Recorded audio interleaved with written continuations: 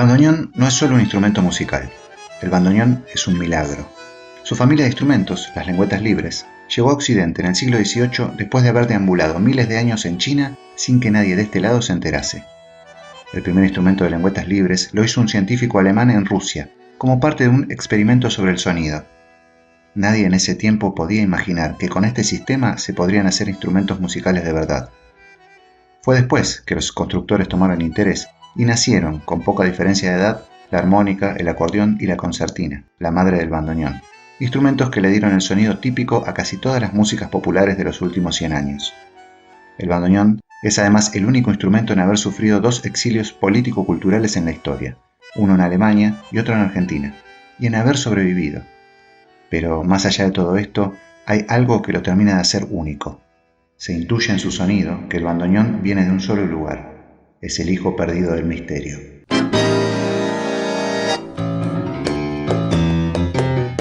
Soy Gabo Merlino. Esto es Cambalache, la historia del otro lado de la historia, temporada 2.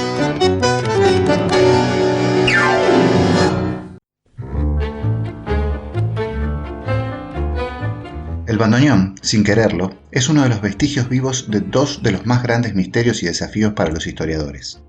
Uno es el de las discontinuidades, que son los descubrimientos humanos que aparecen en algún momento y luego desaparecen por siglos, como también lo fueron la anestesia, la teoría de la circulación de la sangre o la teoría heliocéntrica. El segundo misterio del bandoneón es que en sí mismo, él y sus hermanos, como la armónica o el acordeón, son parte de una serendipia, que es el descubrimiento afortunado que se produce cuando se busca algo distinto, de lo cual nada más y nada menos que la penicilina, el nylon o el grafeno son también ejemplos. Esto es porque las primeras pruebas para realizar instrumentos de lengüetas libres en Occidente no tenían un fin musical, sino científico. Pero vayamos por partes. Los instrumentos de lengüetas libres fueron inventados en China, milenios antes de Cristo.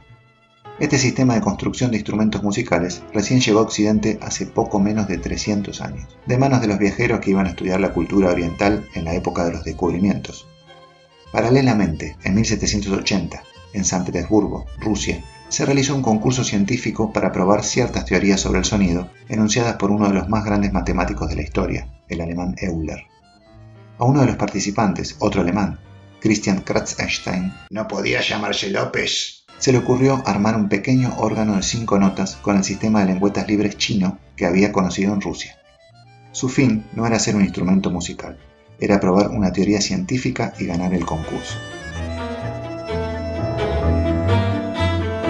Su invención desapareció una vez terminado el concurso, pero rápidamente comenzaron a surgir en Europa instrumentos de lengüetas libres, como el organocordium, un claviórgano de origen danés de 1782, o el orchestrion, un órgano portátil inventado en 1789 por el abad alemán Vogler, a quien le llegó la idea de las lengüetas libres a través de un hombre llamado Rackwitz, que era ayudante de un constructor de órganos llamado Kirchnick, que a su vez era amigo del científico Kratzestein. «Flaco, ¿podés hablar en castellano?» Después de eso, el aluvión fue imparable. En toda Europa y en Estados Unidos comenzaron a realizar instrumentos de lengüetas libres, que eran más baratos y tenían un sonido diferente. La mayoría de ellos hoy ya no existe. La evolución fue rapidísima. En 1821, un poco más de 40 años después del primer experimento, nace la armónica en Alemania. En 1829, el primer acordeón en Viena. Y en 1834, el alemán Ulich desarrolla la concertina, la madre del bandoneón.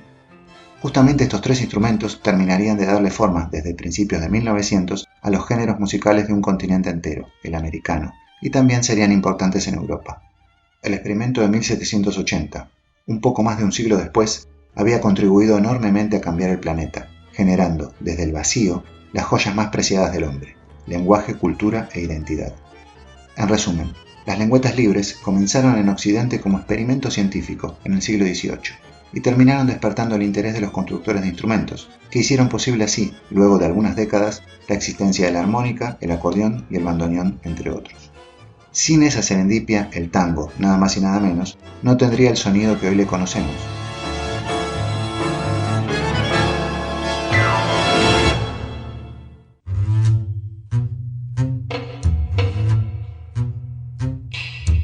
El bandoneón es un milagro. Es, por ejemplo, el único instrumento en haber sufrido 2 exilios político-culturales en la historia y en haber sobrevivido. Primero lo expulsaron los nazis, Bandoneón Raus, que en la década del 30 prohibieron los clubes de bandoneones alemanes por ser en su mayoría socialistas, e hicieron desaparecer al instrumento del país que lo había creado, algo para lo que terminaron de contribuir los soviéticos, quienes, después de la guerra, expropiaron las fábricas de bandoneones y las convirtieron, entre otras cosas, en fábricas de bombas de motores diésel. Después lo expulsaron las dictaduras argentinas, que iniciaron una batalla cultural contra el tango, la música de la cual el bandoneón era el instrumento fetiche, y provocaron que en la década del 80 casi no quedaran bandoneonistas en Buenos Aires, la misma ciudad que 40 años atrás presumía de tener 3 bandoneonistas cada 100 metros. El bandoneón cayó al abismo, pero no se sabe bien cómo sobrevivió. Hoy, sin ser masivo, se encuentran cada vez más bandoneonistas jóvenes no solo en Argentina, sino en muchos otros países del mundo, en Francia, en Corea, en Estados Unidos, en Japón, en Noruega. ¿el bandoneón qué es eso? ¿Un tipo de martillo? Para los que no conocen nada del bandoneón, como podría ser mi caso con la tambura serbo-croata o la baglama griega, o con una simple conexión eléctrica, por ejemplo, les voy a dar una muy breve descripción. El bandoneón es un instrumento musical de viento, de lengüetas libres, a fuelle, de forma rectangular y sección cuadrada. Ya ves que con la geometría no me llevo, papá. Tiene del lado derecho una válvula para regular la respiración del mencionado fuelle. Su teclado, en la versión más difundida, consta de 38 botones para el registro agudo y 33 para el grave, dando esto un total de 71 botones. Su botonera es cuádruple, ya que cuando se abre el fuelle, cada botón oprimido genera un tono, y cuando se cierra, el mismo botón emite otro tono. Por lo tanto, es necesario aprender la ubicación de 71 tonos abriendo el fuelle y otros 71 cerrándolo. ¡Es imposible! Para cada botón existe un sistema de lengüetas, que son voces de acero remachadas a un soporte, llamado peine, de zinc, aluminio o de dura aluminio, este último en los bandoneones de inferior calidad. El número de tonos que generan las lengüetas libres corresponde al doble de los botones existentes, o sea, 142. ¿Pero qué es un portero eléctrico? ¡Esto es la puta que lo parió! Fue creado en Alemania en el siglo XIX y su exportación se dirigió hacia Sudamérica, Argentina, Uruguay, sur de Brasil, donde fue casi exclusivamente adoptado por las músicas regionales, en especial por el tango. Entre las particularidades absolutamente remarcables del instrumento está el hecho de que posee un timbre diferente en cada mano, como si se tocara un saxofón con la derecha y un trombón con la izquierda. Y además tiene repetida en cada mano parte de la octava central del piano, lo que permite ejecutar una misma melodía con colores diferentes.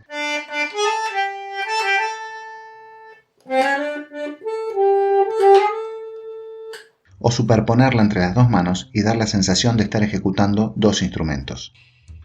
Este hecho, sumado también a la ubicación de los sonidos en el teclado, nos permite hacer con una sola mano acordes para los cuales con el piano necesitaríamos dos manos. Muchos lo definen como el instrumento más difícil del universo, una afirmación de la que personalmente descreo. Se basan en el hecho de que para ejecutarlo en su plenitud hay que dominar los 4 teclados, que no tienen ninguna lógica. Luchar con la respiración del fuelle, cuya existencia nos suma una dificultad para el desarrollo natural de las frases musicales. Tocar en movimiento y no en la quietud que nos ofrece por ejemplo un piano. Y, por si fuera poco, no mirar, porque la posición del instrumento no nos lo permite. Sin embargo, cuando veo a niños y adolescentes, que cada vez son más, dominar el instrumento con naturalidad, me convenzo cada vez más que los humanos podemos hacer música con cualquier artefacto. ¡La música no es para mí, Ignacio!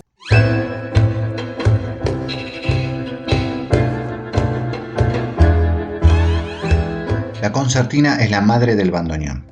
Es que en la década de 1820, los germanoparlantes le agregan a esta mecánica china de lengüetas libres el sistema de fuelle, posiblemente inspirados en el órgano de tubos, originado por el inventor griego alejandrino Ctesibio, 3 siglos antes de Cristo, pero perfeccionado en Oriente, en la zona turca, 7 siglos después, y luego muy usado por los alemanes en los siglos siguientes para sus órganos de iglesia.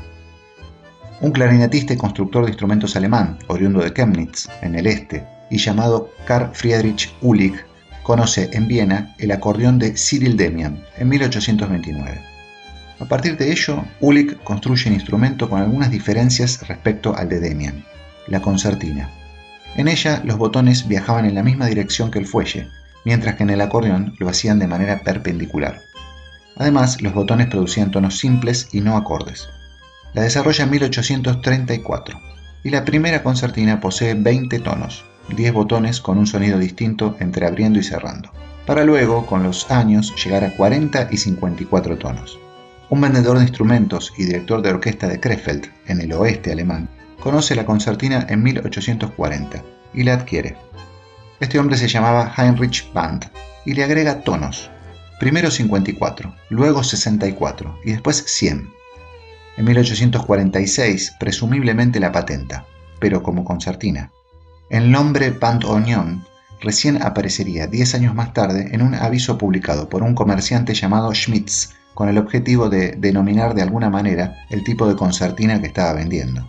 Pongámosle un nombre a esto porque si no en Mercado Libre no me lo toman. Band fue un marketinero al estilo de los de hoy, pero en la década de 1850. Marcó el frente de los instrumentos con una gran placa que decía Bandoneon, para fijar el nombre en los consumidores. Adaptó partituras para piano y otros instrumentos al bandoneón, a las que le sumaba el sistema de números sobre las notas para los que no sabían leer música. Y además, junto con sus hermanos, abrió nuevas tiendas en otras ciudades. El instrumento iba penetrando en las masas y tomaría además un nombre propio, bandoneón, simplemente una concertina mejorada. Ahí está, ahora me lleno de guita.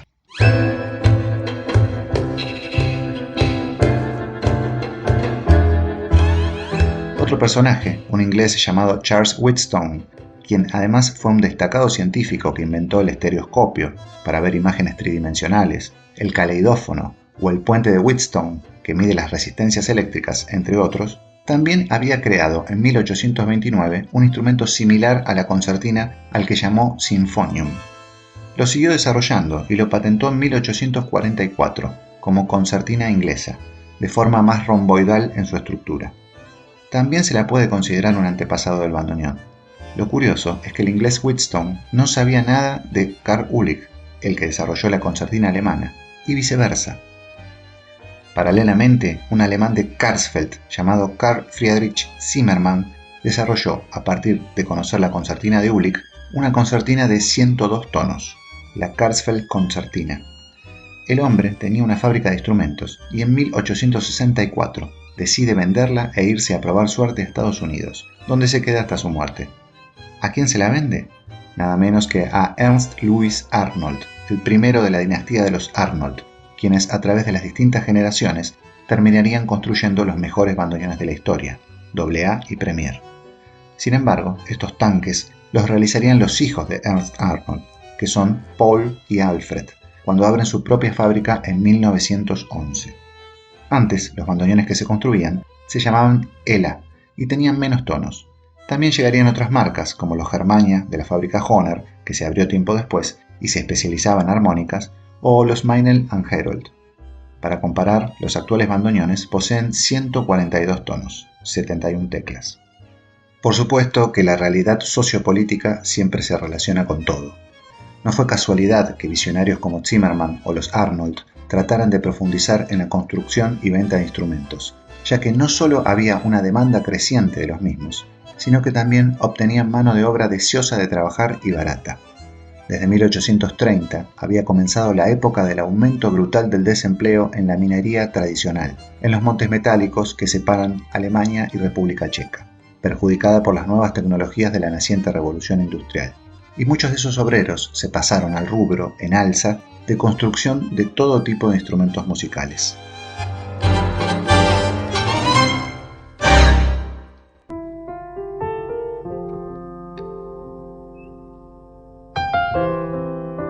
¿La historia es causal o es producto del azar? Con nuestra mente de hoy no podemos responder esa pregunta, aunque sí podemos entender que la historia es demasiado complicada. O es la reina del caos, o, por el contrario, es el efecto mariposa perfecto. Sí, ese proverbio chino que dice que el leve aleteo de las alas de una mariposa se puede sentir al otro lado del mundo y desequilibrar el tiempo.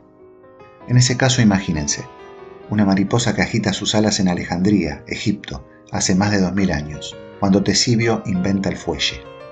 Una mariposa que confunde sus sentidos hace más de 500 años en Génova, Italia, lugar donde nace el hombre que por equivocación llega al continente americano. Se llamaba Cristóbal Colón y eligió creerle a la circunferencia de la Tierra propuesta por Posidonio, que era menor a la de Eratóstenes, que hace miles de años le había pifiado por muy poco a las medidas de la NASA. Pero Colón se quedó con los números de Posidonio y apuntó hacia este lado, creyendo que se iba a encontrar rápidamente con Asia. Si le hubiera hecho caso a Eratóstenes, jamás lo hubieran dejado partir, porque hubieran considerado que era imposible llegar. La misma mariposa levanta vuelo en San Petersburgo, hace más de 200 años, para ver cómo nace un instrumento alemán de inspiración china en tierra rusa. Luego planea en la Europa del siglo XIX y se deja arrastrar por los hombres y las mujeres hambrientos que la segunda revolución industrial escupe hacia América. Afroamericanos vengándose de sus amos indignos con sus ritmos de sangre. Pueblos originarios, con su semen y sus vientres, obligados al mestizaje. Los germanos trayendo sus concertinas, los franceses trayendo en sus genes a un Arolas, los italianos a uno que le dirán Astor. Egipto, Italia, China, Rusia, Alemania, Buenos Aires. Es imposible de imaginar. Todo eso tuvo que pasar para que Astor Piazzolla pudiese agarrar su bandoneón y tocar a Dios Nonino. Soy Gabo Merlino. Esto es Cambalache, la historia del otro lado de la historia, temporada 2. Si te gustó, suscríbete y déjanos tu comentario, porque siempre hay otra mirada de la realidad para explorar.